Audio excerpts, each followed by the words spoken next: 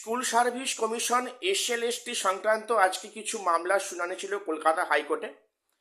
তো সেখান থেকে কি আপডেট উঠে আসছে এই মুহূর্তে আমি সে নিয়ে তোমাদের আজকে ভিডিওতে এলাম। দেখো, আজকের এক্সপিরিয়েন্সের 10 মার্কস নিয়ে মামলা ওঠার কথা ছিল, কিন্তু যেমনটি হওয়ার কথা অ্যাজ ইউজুয়াল সেখানে আজও এক্সপিরিয়েন্সের 10 মার্কস নিয়ে কোনো মামলার শুনানি হলো না। তাহলে আজকে কি হলো? আজকের বেসিক্যালি এক্সপায়ারি অফ প্যানেল নিয়ে একটি গুরুত্বপূর্ণ আপডেট উঠে এসছে। দেখো, এক্সপায়ারি অফ প্যানেল নিয়ে গতকাল যে আপডেট ছিল তোমাদের সেটা প্রোভাইড করেছি।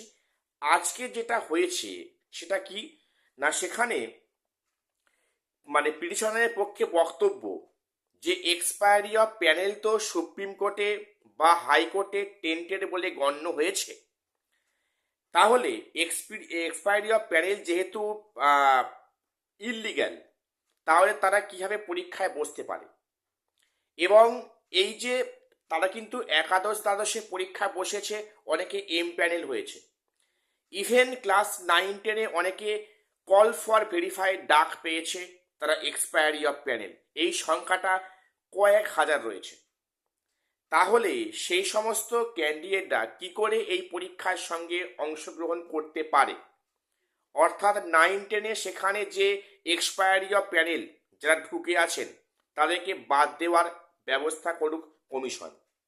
এবং ইভেন যে আজ থেকে কাউন্সেলিং প্রক্রিয়া সবে শুরু হয়েছে একাদশ দ্বাদশে, সেখানেও এই সমস্ত ইললিগ্যাল ক্যান্ডিডেট অর্থাৎ এক্সপায়ারি অফ প্যানেল তাদের যেন বাদ দেওয়া হয়, এই দাবি জানানো হয় কোর্টরুমে বিচারপতি অমৃতা সিনহা ম্যামের সামনে। তো সেখানে বিচারপতি পরিষ্কার বলেন যে ঠিক আছে, আমি এ নিয়ে আগামীতে শুনবো, আমি এ নিয়ে ফার্দার একটা শুনানি করব। এবং এর পরে যে ডেট ধার্য হবে আজকে, এখনো সেটা জানা যায়নি, তো সেই ডেটে কিন্তু বিচারপতি শুনবেন যে এই এক্সপায়ারি অফ প্যানেল থেকে ওনারা এই পরীক্ষার সঙ্গে অংশগ্রহণ করতে পারবে না, এই মর্মে যে পিটিশনার দাবি করছে সেটা কতটা যুক্তিযুক্ত। তো আজকের এছাড়া তেমন কিছু আপডেট আজকের নেই।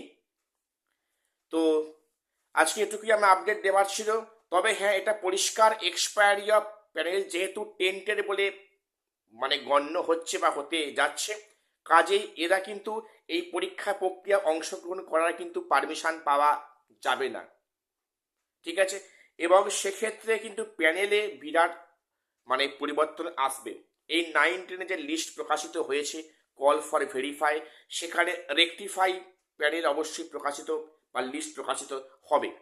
এবং দেখার বিষয় যে ক্লাস একাদশ দ্বাদশে সেখানে এই এক্সপায়ারি অফ প্যানেল নিয়ে কোর্ট কি রায় দেয় এবং সেক্ষেত্রে কমিশন কি সিদ্ধান্ত নেয়। তো এখনকার মতো এখানে শেষ করছি, দেখা হচ্ছে পরে কোনো ভিডিওতে।